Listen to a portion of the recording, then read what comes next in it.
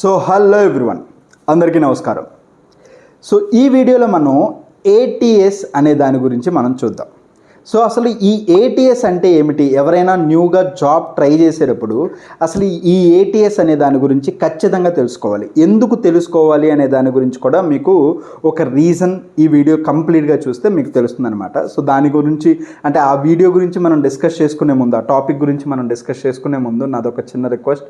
As you already nose, మీరు కనుక ఇంకా మన ఛానల్ని సబ్స్క్రైబ్ చేసి ఉండకపోతే ప్లీజ్ సబ్స్క్రైబ్ చేయండి ప్లీజ్. అండ్ అదేవిధంగా ఈ వీడియోని లైక్ చేసి చూడండి. మీరు చేసే ఒక చిన్న పని నాకు పెద్ద మోటివేషన్ ఇస్తుంది. అండ్ మీ ఫ్రెండ్స్కి షేర్ చేయండి, బికాస్ ఇన్ఫర్మేటివ్ వీడియో షేర్ చేయడంలో తప్పలేదు కదా. So please share it. Okay, ఇకపోతే మెయిన్ టాపిక్లోకి వస్తే ఏటీఎస్. అసలు ఈ ఏటీఎస్ అంటే ఏమిటి, దీని గురించి మనం ఎందుకు తెలుసుకోవాలి. సో ఇప్పుడు నేను లేదంటే మీరు ఎవరో ఒకరు జాబ్ ట్రై చేస్తున్నారు అనుకుందాం. సో ప్రెజెంట్ నేను ఒక జాబ్ చేస్తున్నాను, దాన్ని రెసిగ్నేషన్ పెట్టేసి ఇంకొక న్యూ కంపెనీలో నేను జాబ్ అనేది ట్రై చేస్తున్నాను అనుకోండి. ఫస్ట్ స్టెప్ మనం ఏం చేస్తాం, ఒక మంచి రెజ్యూమ్ని ప్రిపేర్ చేసుకుంటాం. ఒక మంచి రెజ్యూమ్ ప్రిపేర్ చేసుకొని దాన్ని కైండ్ ఆఫ్ ప్లాట్ఫామ్స్లో, జాబ్ ప్లాట్ఫామ్స్లో మనం అప్లోడ్ చేస్తాం. కైండ్ ఆఫ్ నౌకరీలో కానీ, లింక్డ్ఇన్లో కానీ, ఇంకేదన్నా పోర్టల్స్ ఉంటే వాటిల్లో మనం మన రెజ్యూమ్స్ని అప్లోడ్ చేస్తాం. సో తర్వాత తీరిగ్గా మనం వెయిట్ చేస్తూ ఉంటాం కాల్స్ కోసం. హెచ్ఆర్స్ ఎవరైనా మనకి కాల్స్ చేస్తారా, కాల్స్ స్కెడ్యూల్ అంటే ఇంటర్వ్యూ స్కెడ్యూల్ చేస్తారా అని చెప్పి వాటి కోసం అనేది మనం వెయిట్ చేస్తూ ఉంటాం, రైట్. సో చాలా వరకు కొంతమందికి కాల్స్ రావు, వాళ్ళు రెజ్యూమ్ పెడతారు అండ్ ఎవ్రీడే రెజ్యూమ్ని అప్డేట్ చేస్తూ ఉంటారు, ఎవ్రీడే వాళ్ళ ప్రొఫైల్ని అప్డేట్ చేస్తూ ఉంటారు. Still they did not receive any type of calls from the interviewers. HRs నుంచి వాళ్ళకి కాల్స్ రావు. రీజన్ ఏంటి అని అంటే ఈ ఏటీఎస్ఏ. ఎందుకు ఈ ఏటీఎస్ రీజన్ అంటే ఏంటంటే, సో ఏటీఎస్ అంటే applicant tracking system. Okay, so ఈ ఏటీఎస్ ఏం చేస్తుందంటే, మీరు అంటే ఇలాంటి ఒక ప్లాట్ఫామ్, నౌకరీనే ఎగ్జాంపుల్గా తీసుకుందాం. ప్రతి ఒక్కరూ కూడా నౌకరీలోనే ఇలాంటి అప్లికేషన్స్ అంటే రెజ్యూమ్స్ అన్నీ కూడా అప్లోడ్ చేస్తూ ఉంటారు, వాళ్ళ ప్రొఫైల్స్ అన్నీ. సో ఈ ఏటీఎస్ ఏం చేస్తుందంటే, ఏదైతే కంపెనీ ఉందో వాళ్ళకి కావాల్సిన జాబ్కి మ్యాచ్ అయ్యే రెజ్యూమ్స్ని పిక్ చేస్తుంది.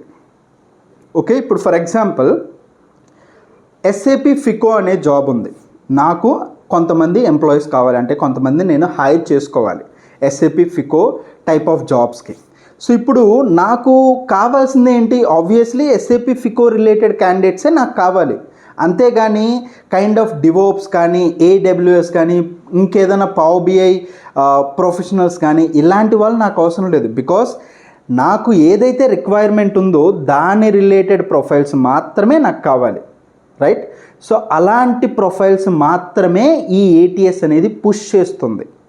ఎందుకు అని అంటే, ఇప్పుడు నాకు ఎస్ఏపి ఫికో అనేది ఏదైతే జాబ్ పోస్టింగ్స్ మీరు అబ్జర్వ్ చేస్తే, కొన్ని జాబ్ పోస్టింగ్స్ నౌకరీలో నేను డిస్ప్లే మీద కూడా చూపిస్తాను, కొన్ని జాబ్ పోస్టింగ్లో డిస్క్రిప్షన్ ఉంటుంది, క్లియర్గా మెన్షన్ చేస్తారు. సో అది ఏ టైప్ ఆఫ్ జాబు, ఏ టైప్ ఆఫ్ రోలు అండ్ అంటే ఏ యాక్టివిటీస్ మీద వాళ్ళకి నాలెడ్జ్ ఉండాలి, ఇలాంటి డీటెయిల్స్ అన్నీ కూడా ఆ పర్టికులర్ డిస్క్రిప్షన్లో వాళ్ళు మెన్షన్ చేస్తారు. ఇప్పుడు ఎస్ఏపి ఫికో అనేది చూస్తే like implementation, knowledge on general ledger, accounts payable, accounts receivable, asset accounting, ఇలాంటి కొన్ని రెస్పాన్సిబిలిటీస్ అనేది వాళ్ళు మెన్షన్ చేశారు.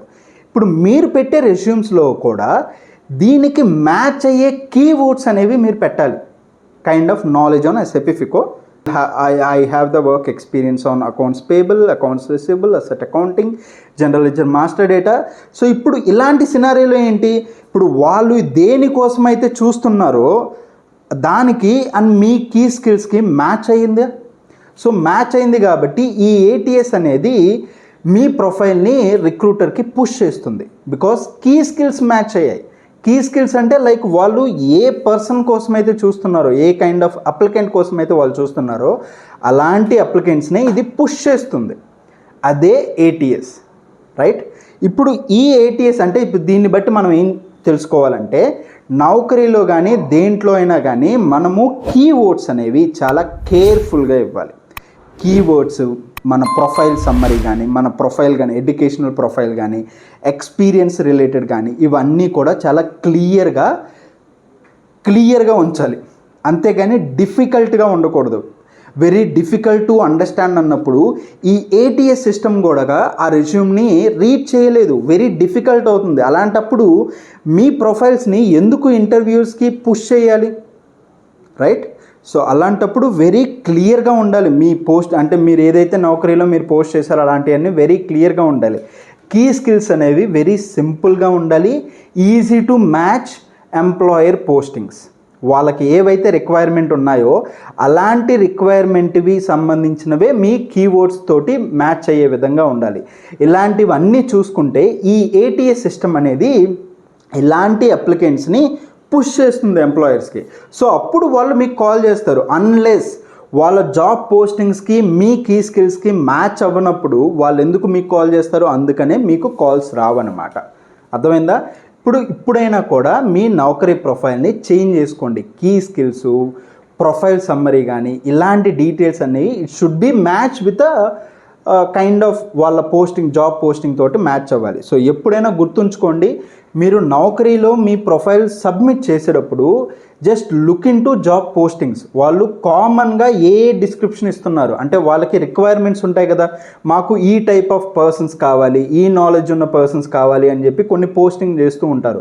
అలాంటి పోస్టింగ్స్లో కామన్గా ఉండే కీవర్డ్స్ మీ ప్రొఫైల్లో పెట్టుకోండి. అప్పుడు అవి మ్యాచ్ అవుతాయి జాబ్ పోస్టింగ్స్కి, మీ కీ స్కిల్స్కి. అప్పుడు ఏటీఎస్ సిస్టమ్ అనేది మీ ప్రొఫైల్స్ని ఎంప్లాయీస్కి పుష్ చేస్తుంది.